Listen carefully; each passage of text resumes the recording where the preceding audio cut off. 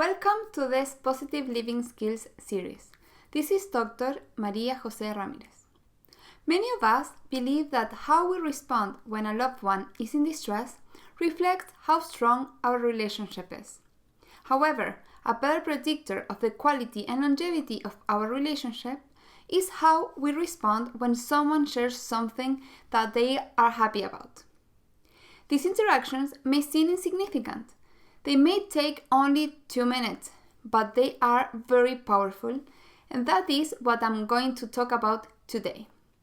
Responding to good news. To start, I want you to remember the last time a loved one shared something good that happened to them. It can be something small, like a highlight of the day, or a big achievement. What did you say? How did you respond? How did you respond the last time someone shared something good with you? A. You congratulated them and said that you were happy for them. Then you carried on with what you were doing because you were in the middle of something. B. You remembered something you were also happy about and you shared that. C. Out of your instinct to protect them from a bad outcome in the future, you voiced concerns about the good news they shared. Or D. You asked them how they felt about the news and inquired more about their thoughts and plans. Write down your answer. How did you respond? A, B, C, or D? Each one of these alternatives reflects a different type of responding, and in this video I will explain the differences between each one of them. There are many reasons behind the way we respond the way we do. We may be busy or worried about something else. We may not share the same enthusiasm. We may not be interested. Those news may not involve us, or maybe we don't understand what the other person is talking about. However, paying attention to how we respond when others share their good news is important because they are choosing us as the recipients of that information. And that is a gift. It is an opportunity to experience the same positive emotions that our loved one is feeling. And as I said in the introduction, how we respond to good news strengthens our relationship with our loved one. And positive events take place more often than negative ones. Shelly Gable, a psychologist at the University of California in Santa Barbara, conducted a research on how we respond to others when they share something with us that is good news and how that influences the relationship. She argued that there are 4 ways in which people respond to good news. These 4 types of responses are organized along 2 continuums. The first continuum is the continuum of active and passive. How engaged are we when someone else tells us something good? The second continuum is constructive to destructive. What we're saying is helping the other person or is destroying or tearing down the good news. Can you identify the answer that you chose at the beginning of this video? Let's start with the worst type of response, the active and destructive one. This type of response was reflected in alternative C. Out of your instinct to protect your loved one from a bad outcome in the future, you voiced your concerns about the good news they shared. You're engaged and paying attention to what they're saying, which apparently is good, but you're finding the negative on the good news. Instead of sharing the joy, you are destroying it. I will share a personal example for this. My partner is running for office, and there are some things that worry me, like the pressure of the job and the hard cases that he will have to manage. So if I respond actively and destructively to him winning the election, I could say something like this. Great. Now you will be busy and stressed all the time. Our time together will be reduced and you will be constantly talking about your work. You should have kept your current job. You can see how this answer to his good news of winning the election could take the joy out of his accomplishment in seconds. Instead of celebrating I am shutting all the positive emotions down. I may have some valid concerns about this new position, but first I have to ask myself if it is appropriate to voice those concerns. If it is, we should celebrate the good news today and talk about my personal concerns at a later time, maybe tomorrow or in a week or in a month. The passive and destructive response was reflected in answer B. When your loved one told you his or her good news, you remembered something you were also happy about and you shared that. This type of answer is characterized by ignoring the other person. Usually we don't make eye contact and we're indifferent to their good news.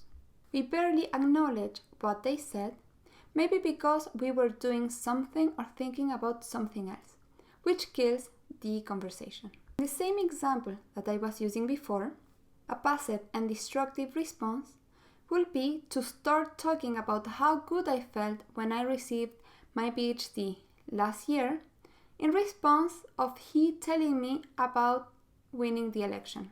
When your loved one shares something that is good about themselves and you remember something that made you feel good and you change the topic toward yourself, you're hijacking the conversation. You take the spotlight out of the other person towards you. Passive and destructive responses are what conversational narcissists do. They turn the conversation toward themselves, not listening to what the other person is saying. You may have some good news as well that you would like to share, or maybe you remember a past memory that you want to laugh at. But if you hijack the conversation, soon enough your loved one will stop sharing things with you. The third type of response is passive constructive. This response was reflected in option A. You congratulated your loved one and said that you were happy for them, but you carried on with what you were doing. In this response, you may be genuinely happy, but you don't really engage with the person. You don't show tons of enthusiasm. In the example with my partner, a passive and constructive response will be to congratulate him, smile, and then say, "Oh, I'm tired, I'm going to bed now."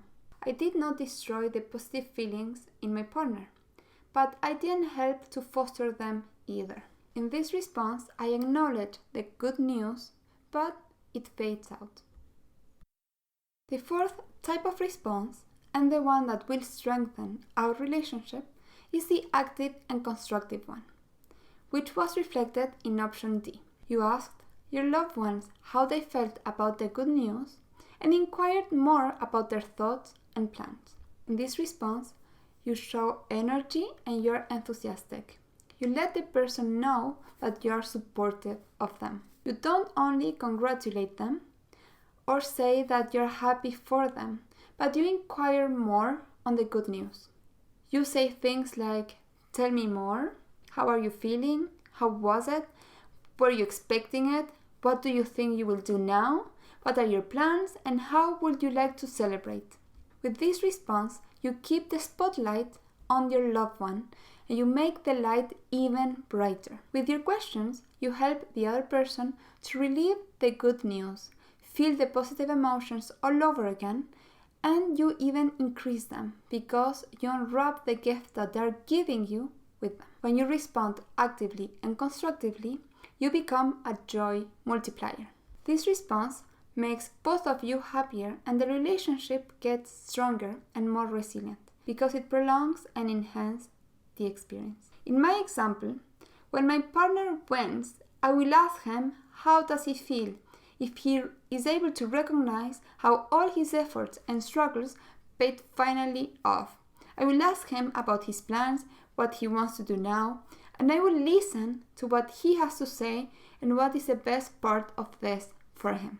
This type of response takes practice, but it doesn't need to take us 3 hours. Responding actively and constructively can take us 2 to 5 minutes, but this time can help us to become a better parent, partner, and friend. When a loved one shares their good news with us, we want to stop doing whatever we were doing, look at them, and listen attentively. We want to smile and ask 2 to 3 questions related with their good news. Then, if we need to move on, we can say that we are happy for them, touch their arm, and say that you would like to talk more about their good news later. Let's recap. There are 4 ways to respond when someone tells us their good news. If we want to strengthen our relationship, we can choose to respond actively and constructively, being enthusiastic about their good news and doing follow-up questions to keep the light in the person who is telling us the good news so the joy will multiply. We all have good news to share, and when we share something positive, we expect the other person to respond in a certain way. That is why we share the good news in the first place. So, let's make the active and constructive responding a habit. Let's spend 2 to 5 minutes listening attentively to our loved ones. Let's acknowledge their excitement and let's take part of it. Practice active and constructive responding today. Next time someone shares something positive with you, keep the spotlight on them and ask 2 or 3 follow-up questions. It may seem slightly unnatural at first, but through repetition, it will come more easily. I would like to finish with a quote from Maya Angelou. I've learned that people will forget what you say, people will forget what you did, but people will never forget how you made them feel. I hope you enjoyed this video on responding to good news. This was Dr. Maria Jose Ramirez, and I will see you in my next video.